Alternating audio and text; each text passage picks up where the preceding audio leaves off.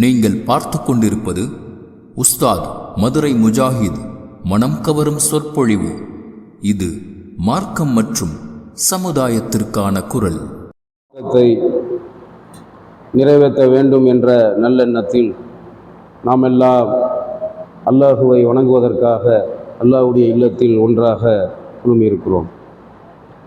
இந்த நாளில் வல்ல அல்லாஹ் நம் அனைவருக்கும் இந்த ஜும்மா உரையின் மூலம் கேட்கின்ற செய்திகளை நம்முடைய வாழ்க்கையில் கடைபிடித்து வாழக்கூடிய நன்மக்களாக நம் அனைவருக்கும் அல்லாஹ் அருள் புரிய வேண்டும் என்று பிரார்த்தித்தவனாக என்னுடைய இந்த உரையை ஆரம்பிக்கின்றேன்.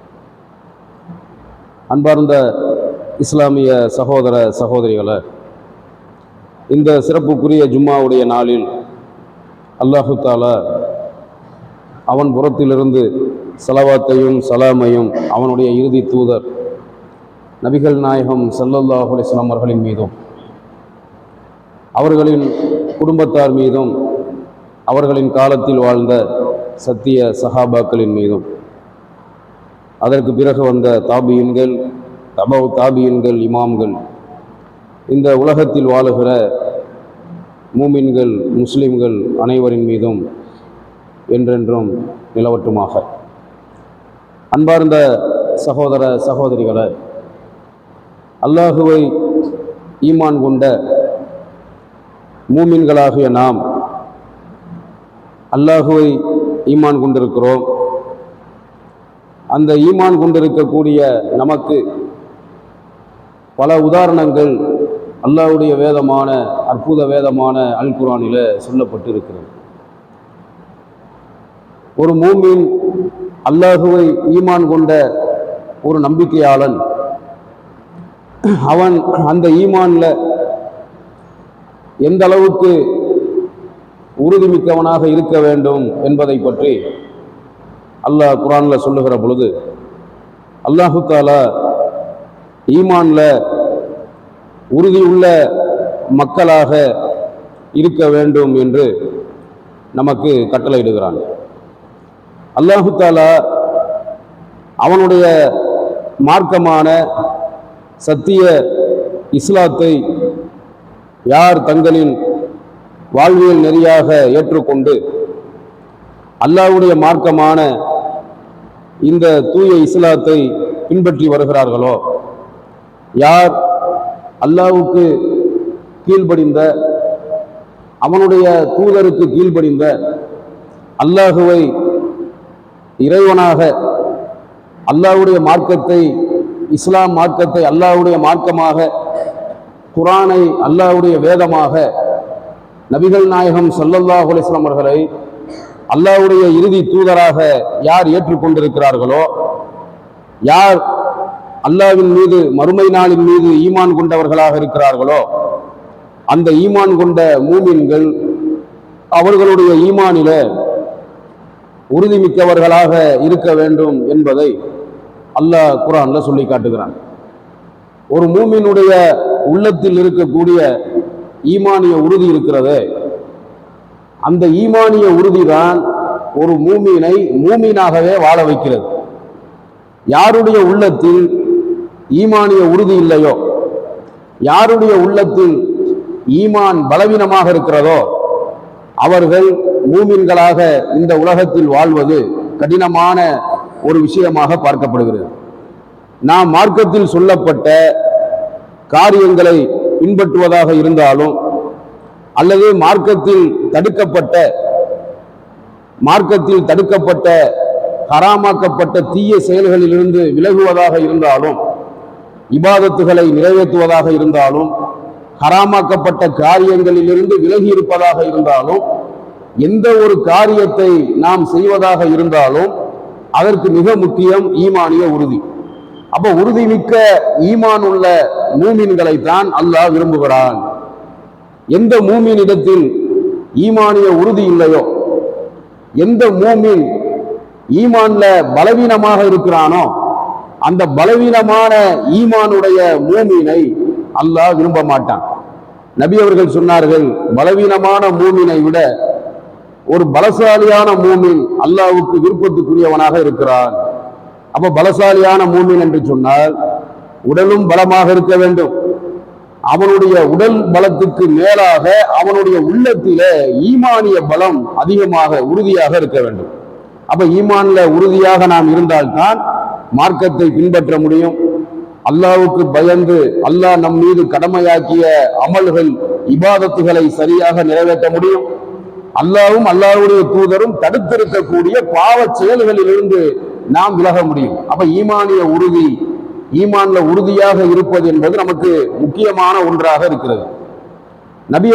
நபிகள் நாயகம் ஸல்லல்லாஹு அலைஹி வஸல்லம் அவர்களிடத்தில ஒரு நபித்தோழர், ஒரு சஹாபி சுஃபியான் பின் அப்துல்லா ரலியல்லாஹு அன்ஹு அவங்க வந்து ரசூலுல்லாஹி ஸல்லல்லாஹு அலைஹி வஸல்லம் அவர்களிடத்தில் கேட்கின்றார்கள், யா ரசூலுல்லாஹ், அல்லாஹ்வுடைய தூதரே, எனக்கு நீங்கள் அறிவுரை சொல்லுங்கள், எனக்கு நீங்கள் உபதேசம் செய்யுங்கள் என்று நபி அவர்களிடத்தில் அந்த நபித்தோழர் வந்து முறையிடுகிறார். நபி அவர்களின் உபதேசத்தை கேட்பதற்கு, நபிகள் நாயகம் ஸல்லல்லாஹு அலைஹி வஸல்லம் அவர்களின் அறிவுரையை கேட்பதற்கு சஹாபாக்கள் மிக மிக விருப்பப்படுவார்கள். நபி அவர்கள் பேச ஆரம்பித்தால் எல்லா வேலைகளையும் விட்டுவிட்டு நபி அவர்களின் பேச்சை கவனமாக காது கொடுத்து கேட்பார்கள். கேட்பதோடு விட்டுவிட மாட்டார்கள். எதை கேட்டார்களோ அதை பின்பற்றுவார்கள். அதான் சஹாபாக்கள்.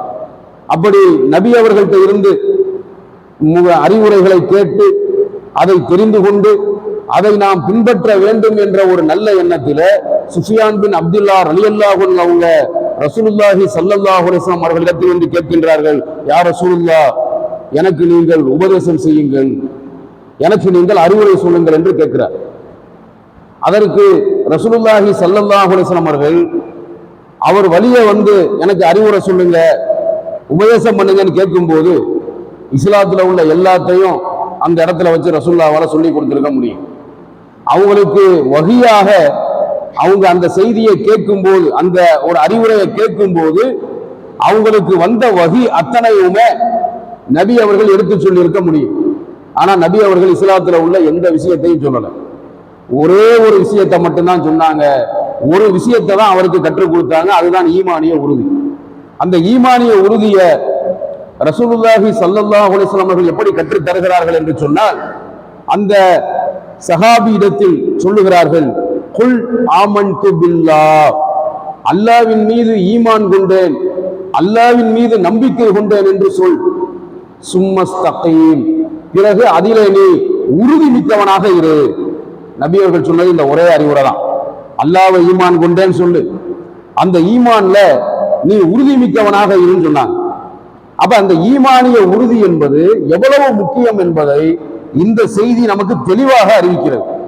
அப்ப சஹாபாக்கள்லாம் அல்லாஹ்வுடைய மார்க்கமான சத்திய இஸ்லாத்தை தங்களின் வாழ்வியல் நெறியாக ஏற்றுக்கொண்டு சத்திய மார்க்கத்துக்காக சஹாபாக்கள் எல்லாம் பல தியாகங்களை செய்தார்கள். பல்வேறு கஷ்டங்களை அல்லாஹ்வுடைய மார்க்கத்துக்காக வேண்டி அனுபவித்தார்கள் என்று சொன்னால் அதற்கு என்ன காரணம்? சஹாபாக்களிடத்தில், நபி தோழர்களிடத்தில் இருந்த அந்த ஈமானிய உறுதிதான் மிக முக்கியமான ஒரு காரணம். அல்லாஹு தஆலா ஈமான்ல உறுதிமிக்க மக்களாக யார் வாழுகிறார்களோ, ஈமான்ல உறுதி உள்ளவர்களாக யார் இருக்கிறார்களோ அவர்களுக்கு ஒரு சிறப்பை அல்லாஹ் அவனுடைய வேதமான அல் குர்ஆன்ல சொல்லி காட்டுறான். அல்லாஹ்வை ஈமான் கொண்ட மூமின்களாக நாம் இருக்கிறோம். நாம் எல்லாம் அந்த ஈமான்ல உறுதியாக இருந்தால் நம்மிடத்தில் மலக்குகளே இறங்குகிறார்கள் என்று அல்லாஹ் சொல்றான்.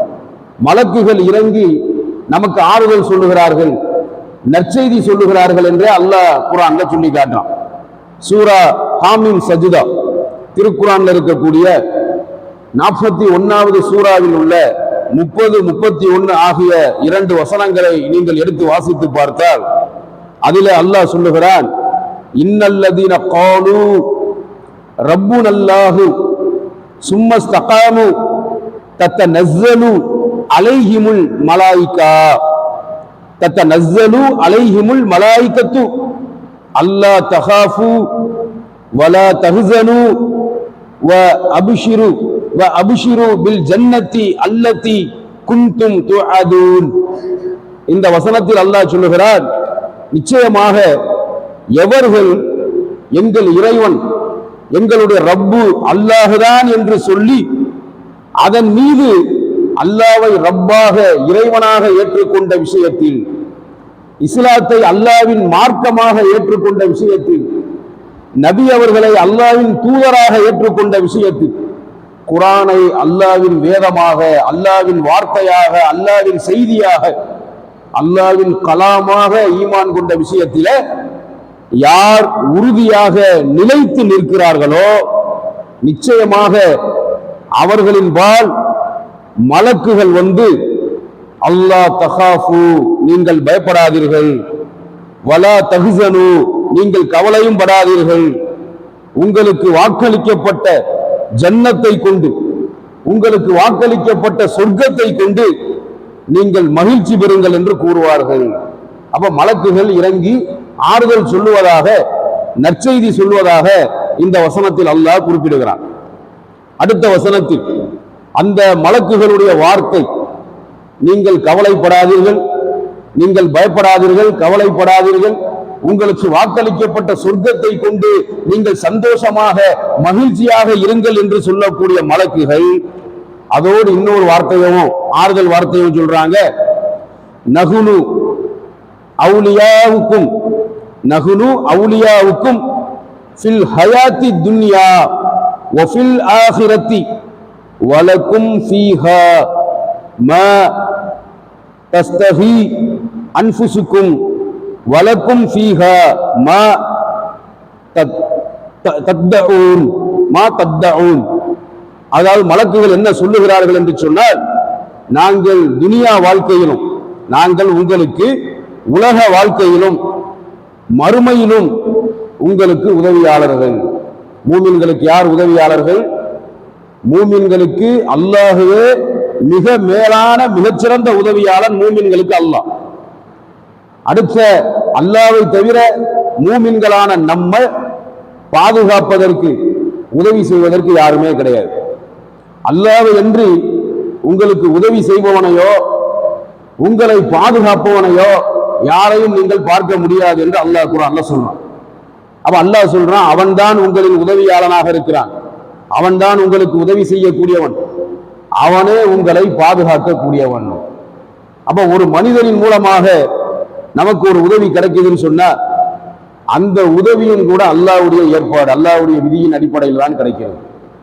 நாம் ஒரு ஆபத்தில் இருக்கும்போது, நாம் ஒரு கஷ்டத்தில் இருக்கும்போது ஒரு மனிதன் நம்மை காப்பாற்றுகிறான் என்று சொன்னால் அந்த மனிதன் நம்மை காப்பாற்றவில்லை, அந்த மனிதனின் மூலமாக, அந்த மனிதனுக்கு அல்லாஹ், அவன் மூலமாக அல்லாஹ் நம்மை காப்பாற்றியிருக்கிறான்.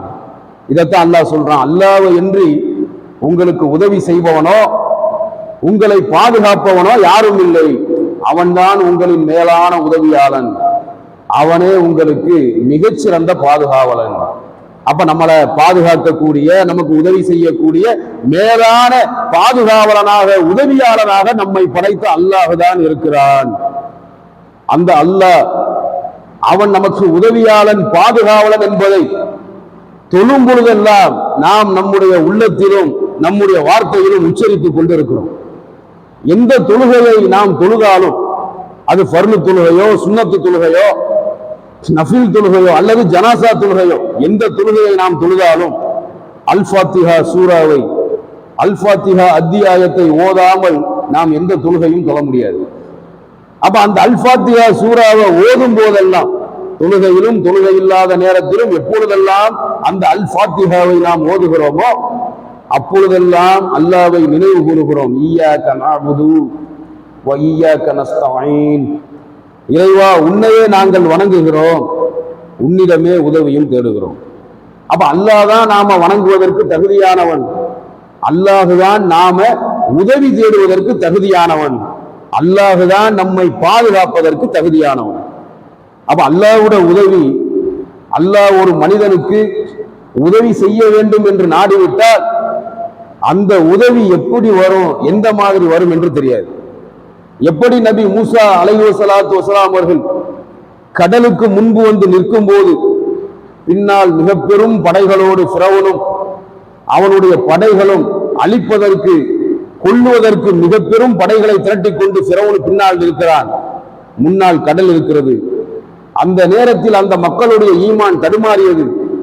அந்த மக்கள் மிரண்டார்கள், பயந்து நடுங்கினார்கள். ஒரு சிலர் மூசா அலைஹிஸ்ஸலாத்து வஸலாம் அவர்களின் மீது கோபம் கூட கொண்டார்கள். ஆனால் மூசா நபியோ அந்த இடத்தில் தடுமாறவில்லை. அவர்கள் கொஞ்சம் கூட பயப்படவில்லை. ஃபிரௌன் கையில மாட்ட போறோமே அப்படின்னு நினைச்சு தயங்கல. ஃபிரௌன் கையில மாட்டக்கூடாதுன்னு கடல்ல இறங்கிட்டா கடல்ல மூழ்கிடுவோமே நினைச்சு பயப்படல. அந்த இடத்துல மூசா நபி சொன்ன ஒரே வார்த்தை, எந்த ஒரு சந்தர்ப்பத்திலும் எப்படிப்பட்ட ஒரு இக்கட்டான சூழ்நிலையிலும் நாம் சொல்லக்கூடிய வார்த்தையாக அந்த வார்த்தை இருக்க வேண்டும். நபி மூசா அலைஹிஸ்ஸலாத்து வஸலாம் அவர்கள் சொன்னார்கள், என் இறைவன் என்னோடு இருக்கிறான், அவனே என்னை பாதுகாப்பான். மூசா நபி சொன்ன வார்த்தை என்ன? மூசாவே, நம்முடைய முடிவுதான் என்ன? ஃபிரௌன் பின்னால் மிக பெரும் படைகளோடு வந்து கொண்டிருக்கிறான், முன்னால் கடல் இருக்கிறது, நம்முடைய நிலை என்ன, நாம என்ன செய்யறதுன்னு கேட்கும் போது அவர்கள் சொன்ன வார்த்தை, என் இறைவன் என்னோடு இருக்கிறான், அவன் என்னை காப்பாற்றுவான். அல்லாஹ் கட்டளையிட்டான், உன் கைத்தடியை கொண்டு இந்த கடலின் தரையில் மீது ஒரு அடி அடி என்று அல்லாஹ் கட்டளையிட்டான். நபி மூசா அலைஹிஸ்ஸலாத்து வஸலாம் அவர்கள் அடித்தார்கள். கடல் இரண்டாக பிளந்தது, பாதை வந்தது. அந்த பாதையிலே மூசா அலைஹிஸ்ஸலாத்து வஸலாம் அவர்களும் பனு இஸ்ராயில் சமூகமான அந்த யூதர்களும் தப்பிச் சென்றார்கள். எந்த கடலை பிளக்க வைத்து மூசா நபியையும் அந்த மூசா நபியின் சமூகத்தையும் அல்லாஹ் காப்பாற்றினானோ அதே கடலில் மூழ்க வைத்து ஃபிரௌனையும் அவனுடைய படைகளையும் அழித்த வரலாறு உங்களுக்கு குர்ஆனிலே சொல்லப்பட்டிருக்கிறது. எத்தனையோ முறை பயான்களிலே கேள்விப்பட்டிருப்பீர்கள். எத்தனையோ முறை அந்த ஆயத்துக்களை குர்ஆன் ஓதக்கூடியவர்களாக இருந்தால் அந்த வசனங்களை படித்து பார்த்திருப்பீர்கள். அப்ப இதுல நாம ஒவ்வொரு நாளும் பெற வேண்டிய படிப்பினை என்னன்னு சொன்னா, நாம ஒரு இக்கட்டான சூழ்நிலையில, ஒரு ஆபத்தான சூழ்நிலையில, ஒரு கஷ்டமான சூழ்நிலையில மாட்டிக்கிட்டா நாம தற்கொலை செஞ்சுக்கலாமா அல்லது வேற ஏதாவது பண்ணலாமான்னு முடிவெடுக்கிறத விட அந்த மாதிரி முடிவை ஷைத்தான் கொண்டு வருவான். அந்த முடிவுக்கு போய்விடக்கூடாது. நம்ம அல்லாஹ் இருக்கான், அவன் நம்மளை காப்பாற்றுவான். அவனால் வந்த சோதனை, அவனால் வந்த கஷ்டம் அவனை தவிர வேறு யாராலும் காப்பாற்ற முடியாதுன்னு ஒரு மூமின் எப்பொழுது நம்பிக்கை வைக்கிறானோ அப்பொழுது அந்த மூமினுடைய உள்ளத்திலே ஈமான் உறுதியாக இருக்கிறது என்று அர்த்தம். நபி அவர்களும் ரசூலுல்லாஹி ஸல்லல்லாஹு அலைஹி வஸல்லம் அவர்களும் அவர்களின் அருமை தோழர் அபூபக்கர் ரலியல்லாஹு அன்ஹு அவர்களும் சவுர் குகையில ஒளிந்து கொண்டிருக்கும் பொழுது பின்னால் விரட்டி கொண்டு வந்த காஃபிர் அந்த குகைக்கு வந்து அருகிலே நிற்கும் பொழுது, குகையிலே இவர்கள் அமர்ந்திருக்கிறார்கள் அல்லாஹ்வின் மீது நம்பிக்கை வைத்து, அவர்களை பிடிக்க வேண்டும் என்று விரட்டி கொண்டு வந்த காஃபிர் வந்து நிற்கிறான். அவனுடைய கால்கள் தெரிகிறது. அப்பொழுது அருமை தோழர் அபூபக்கர் ரலியல்லாஹு அன்ஹு அவங்க சொல்றாங்க, யா ரசூலுல்லாஹ், நம்மை விரட்டி கொண்டு வந்த காஃபிர் நாம் ஒளிந்திருக்கிற இந்த சவுர் குகைக்கு அருகிலேயே வந்து விட்டான், அவன் கால்கள் தெரிகிறது, அவன் சற்று குனிந்து பார்த்தால் நாம் இருப்பதை கண்டுபிடித்து விடுவான், நாம் மாட்டிக்குவோம் போல தெரியுதேன்னு சொல்லும் போது நபி அவர்கள் சொன்ன வார்த்தை, லா தஹ்சன் இன்னல்லாஹ மஅனா. ஒவ்வொரு சந்தர்ப்பத்திலும் கஷ்டம் வரும்போது ஒரு மூமின் இன்னொரு மூமினுக்கு சொல்ல வேண்டிய வார்த்தை, லா தஹ்சன் இன்னல்லாஹ மஅனா, கவலைப்படாதே, அல்லாஹ் நம்மோடு இருக்கிறான், கவலைப்படாதே, அல்லாஹ் நம்மோடு இருக்கிறான் என்று நபி அவர்கள் சொன்னார்கள். இதை அல்லாஹ்வே குர்ஆன்ல அப்படியே சொல்லி காட்டுறான். ரசூலுல்லாஹி ஸல்லல்லாஹு அலைஹி வஸல்லம் அவர்களும் அபூபக்கர் ரலியல்லாஹு அன்ஹு அவர்களும் மதீனாவுக்கு, மக்காவை துறந்து மதீனாவுக்கு ஹிஜ்ரத் செய்து போகும்போது காஃபிர்களுடைய கண்களிலே பட்டுவிடக் கூடாது, காஃபிர்களுடைய கைகளிலே அகப்பட்டுவிடக் கூடாது என்று முடிவெடுத்து காஃபிர் பின்னால் விரட்டி கொண்டு வரும்போது அவன் கண்ணில் இருந்து மறைவதற்காக குகையிலே தஞ்சமடைகிறார்கள். தஞ்சமடையும் போது அபூபக்கர் ரலியல்லாஹு அன்ஹு அவங்க கேட்ட கேள்விக்கு நபி அவர்கள் சொன்ன இந்த ஆறுதல் வார்த்தையை அல்லாஹ் குர்ஆன்ல அப்படியே சொல்லி காட்டுறான். திருக்குர்ஆன்ல இந்த சம்பவத்தை நீங்கள் அப்படியே பார்க்கலாம். இந்த சம்பவத்தை சொல்லி காட்டுகிறான். ஹதீஸ்களில நபி அவர்களின் வரலாறுகளில இது இன்னும் தெளிவாக சொல்லப்பட்டும் இருக்கிறது. அப்ப எப்படிப்பட்ட ஒரு சூழ்நிலையிலும் ஒரு மூமின் அல்லாஹ்வின் மீது உறுதிமிக்க ஈமான் உள்ளவனாக இருக்க வேண்டும். அல்லாஹ்வுடைய உதவியும் அல்லாஹ்வுடைய பாதுகாப்பும், அல்லாஹ் அவனை தவிர நமக்கு உதவியாளன் இல்லை, பாதுகாப்பாளன் இல்லை என்று ஒரு மூமின் உறுதியாக நம்ப வேண்டும். நமக்கு பின்பு எவ்வளவு பெரிய கூட்டம் இருந்தாலும், நமக்கு பின்பு எவ்வளவு பெரிய சக்திகள் இருந்தாலும், நமக்கு இந்த துனியாவில் அல்லாஹ் கொடுத்திருக்கிற கூட்டம், வசதி, சக்தி எந்த ஒண்ணும் நம்மளை ஒரு காய்ச்சல்ல இருந்து காப்பாத்தாது, ஒரு தலைவலியில இருந்து காப்பாத்தாது.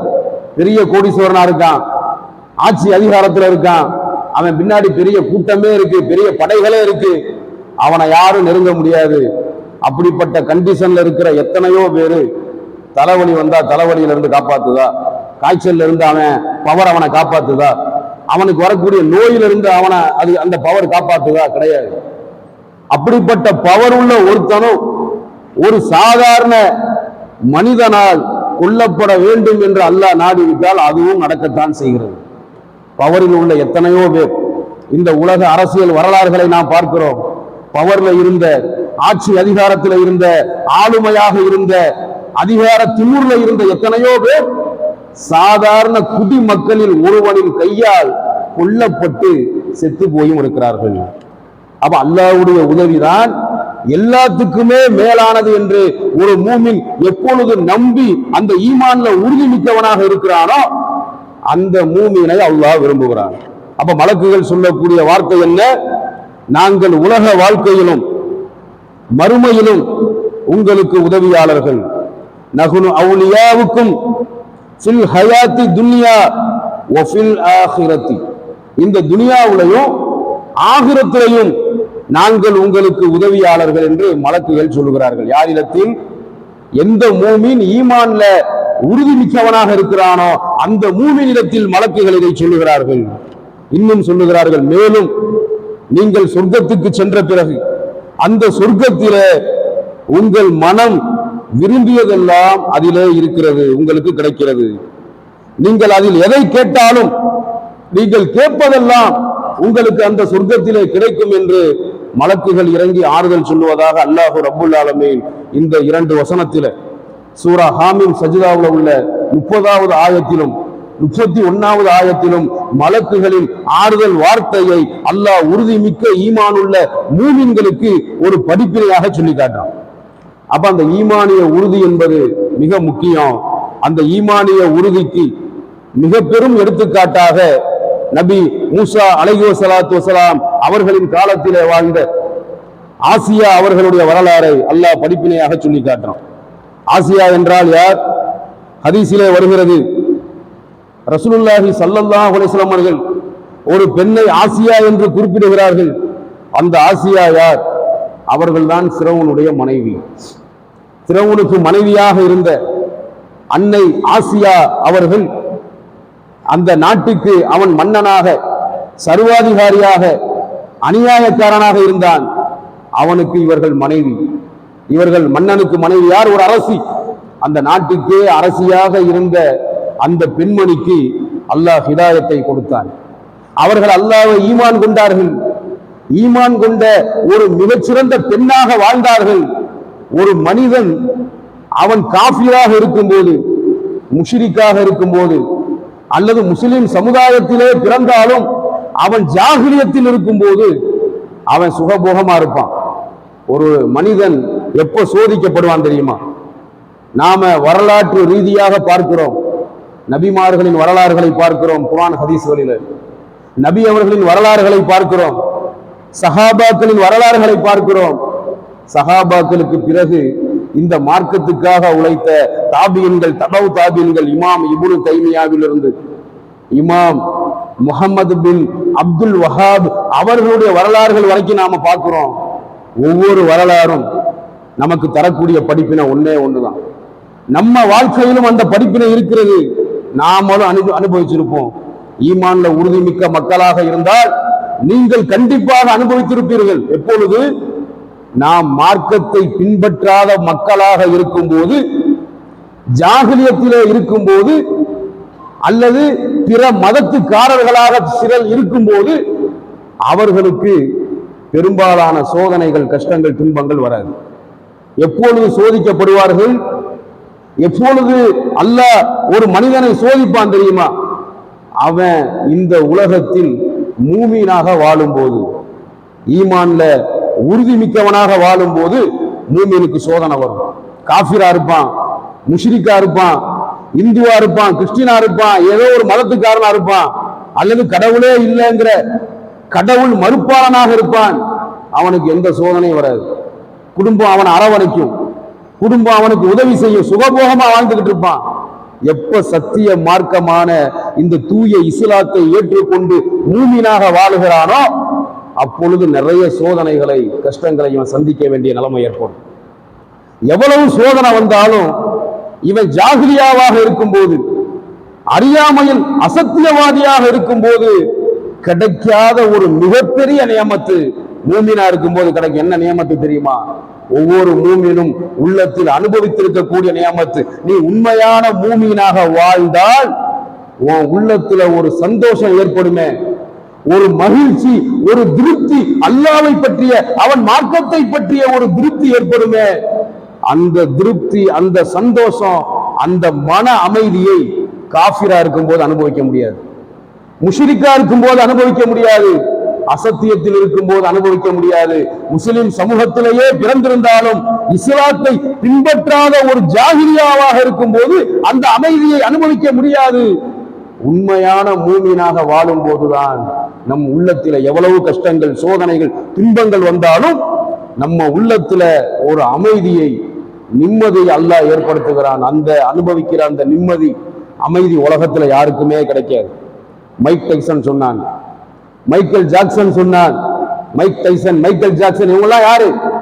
உலகத்துல அவங்கள பத்தி தெரியாதால் யாரும் கிடையாது.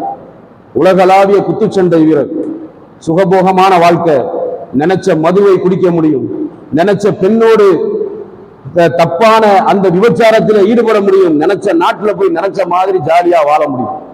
இஸ்லாத்தை ஏற்றுக்கொண்ட பிறகு இவர்களெல்லாம் சொன்ன வார்த்தை, நான் அனுபவிக்காத இன்பமே இல்லை, எப்படியெல்லாம் வாழணும்னு நினைச்சனோ எல்லா வாழ்க்கையும் வாழ்ந்துட்டேன், நான் நினைச்ச மாதிரி எல்லாம் சந்தோஷமா வாழும் போது கிடைக்காத இன்பத்தை எனக்கு இந்த உலகத்துல கொடுத்தது எது?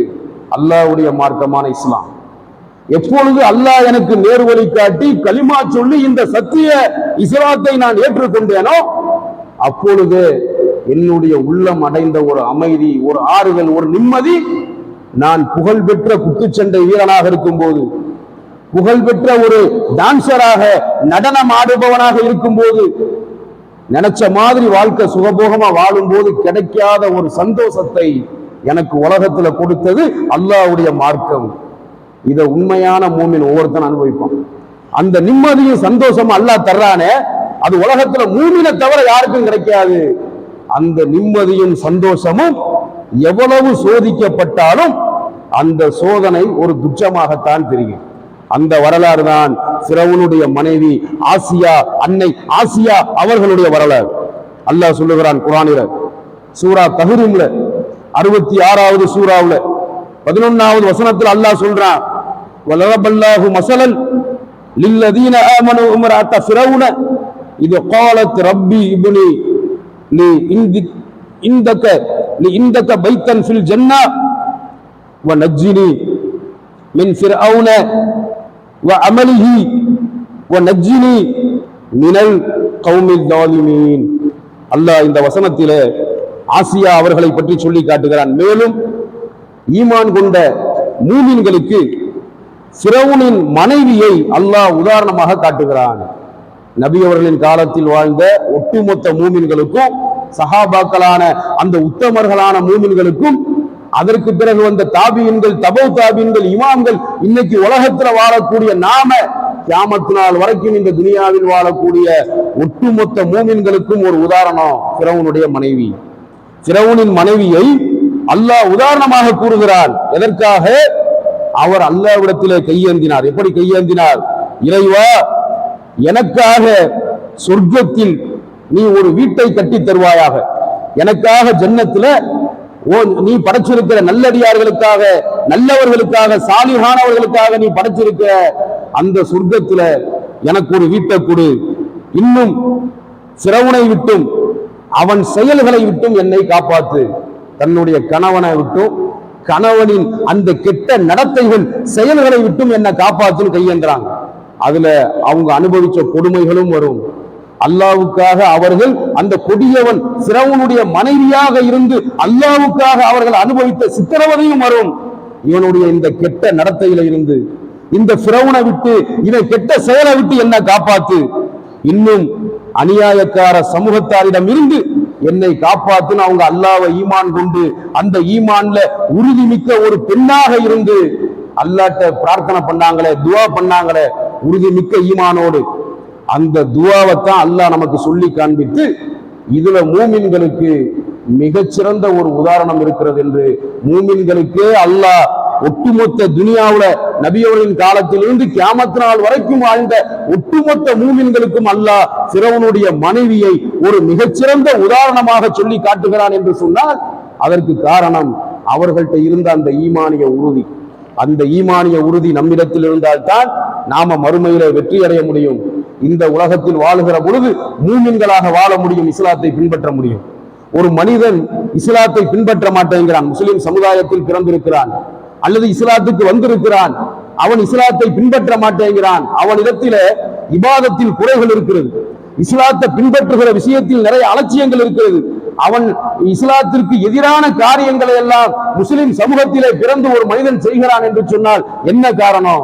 ஒரே காரணம், ஈமான்ல உறுதி இல்லை. அப்ப அந்த ஈமானிய உறுதியும் தக்குவாவும் யாரிடத்திலே இல்லையோ அவர்கள் இஸ்லாத்தை சரியான முறையில் பின்பற்ற மாட்டார்கள் என்பதைத்தான் மார்க்கம் நமக்கு தெளிவாக வலியுறுத்துகிறது. அல்லாஹ்வை ஈமான் கொண்ட மூமின்களாக இருக்கக்கூடிய நாம் அல்லாஹ்விடத்தில் இரண்டு விஷயத்தை மிக முக்கியமாக கேட்க வேண்டும். அல்லாஹ் எனக்கு ஈமான்ல உறுதியை கொடு, எனக்கு உறுதி மிக்க ஈமானை கொடு என்று அல்லாஹ்விடத்திலே கேட்க வேண்டும். அடுத்து தக்வாவை கேட்க வேண்டும். அல்லாஹும்ம ஆத்தி நப்சி தக்வாஹா, இறைவா என்னுடைய நப்சுல, என்னுடைய ஆன்மாவுல, என்னுடைய உள்ளத்துல நீ இறையச்சத்தை கொடு, தக்வாவை கொடு என்று கேட்க வேண்டும். நபி அவர்கள் கற்றுத்தந்த அற்புதமான துவாக்களில் இது ஒரு துவா.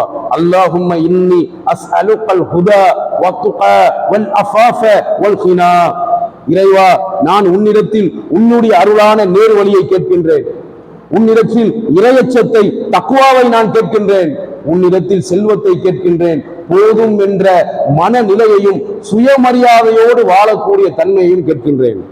சுயமரியாதையோடு யார்கிட்டையும் கையேந்தாம சுயமரியாதையோடு போதும் என்ற அந்த மனநிலையோடு